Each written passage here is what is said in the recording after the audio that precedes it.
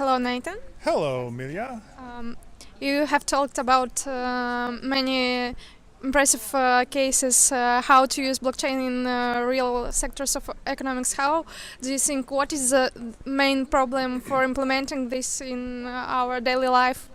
I think one of the biggest obstacles for people integrating blockchain into their daily life is just usability. Right now, it's very, very technical, and a lot of people don't understand it. They know it's cool, they know it's going to change the future, disrupt our way of life, and in a good way. That having blockchain underpinning these technologies will add security and trust in a place where maybe trust has been broken. But right now, it's sort of like the internet was in the early days. It's hard for people to understand. There are many stages to get involved. If you wanted to buy Bitcoin, you have to go through identity checks, and so there are complications just for people to understand it. But I think as we go forward, these problems will be solved. How about governances? You said about Sweden. They have an experiments in this term.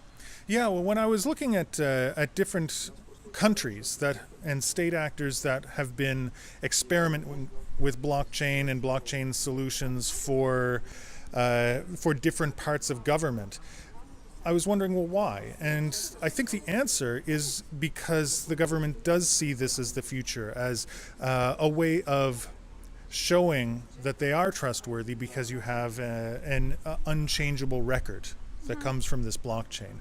And so maybe in Western countries like Sweden or Canada or the US even, you have institutions where people generally trust them, but all the more reason to have some sort of unchangeable record to give people more trust.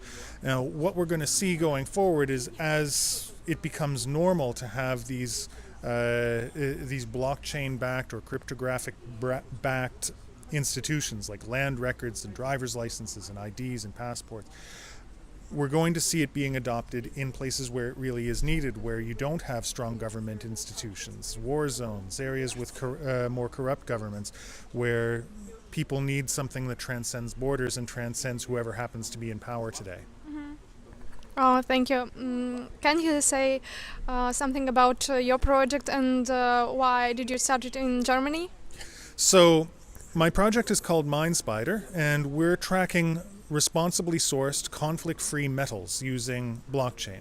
And the challenge with tracking anything on blockchain is making sure that the physical item you have is the same as the digital one on the blockchain. And with metals, the problem is that it's not uniquely identifiable. It's metal. It can be mixed together in different forms while it's still a raw material.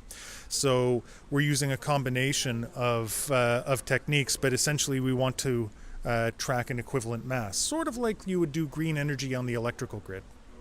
If you have, for example, green energy that you buy tomorrow, it'll still come to your house mixed with coal and nuclear power, but the money is traceable to the green energy company. And so that's sort of the approach that we're using with these responsibly sourced metals. And we came to it because we saw a deep need. People care that their cell phones and their jewelry and their other products, their electronics, use metals that sometimes come from slave mines or from children as young as 4, or they're funding an armed war in Central Africa that's claimed 5.5 million lives. It's a big problem. So, and I think people want to make sure that they're buying responsible products, but it's without some sort of tracking system, it's impossible. And so I think blockchain really offers the solution to that. Okay, thank you. Also, I heard that you analyze another blockchain projects. Can you say something about most impressive projects in this year? Ooh, most impressive project of this year. There are a lot of really good projects. We're at a point now where a lot of people are getting excited about blockchain and coming up with new projects. So I talked recently with a company called Valid, for example. Valid is doing a project where you can have a digital identity, but instead of the government telling you, okay, well, this is your official ID card, it's all of the other people and institutions that say you are trustworthy, you are who you are.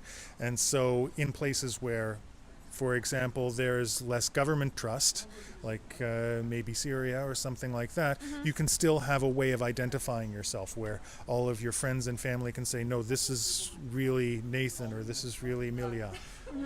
I found that one to be really interesting, but there are many that I've talked with in my time. And of course, Minespider is obviously. Okay. Did you heard about Anycom platform? Yes, Anycom platform. Yeah, we've been talking for the past while. It's an exciting project you guys are working on. Why don't you tell me about it? Oh, okay, I can. But by the way, one more question. Would you please tell us if there are a lot of blockchain-related projects here in Berlin and now in the startup camp?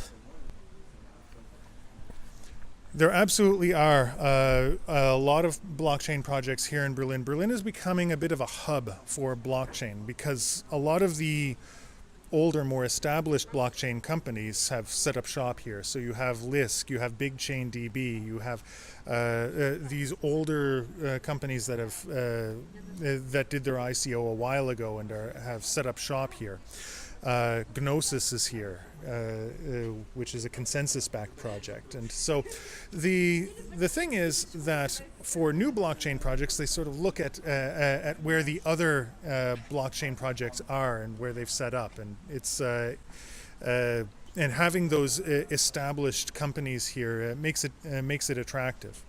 Although setting up an office here doesn't necessarily mean that the company's based here, because many of the companies I've talked to are running their ICO, for example, out of Switzerland, out of Zug, out of Gibraltar, Malta, Estonia.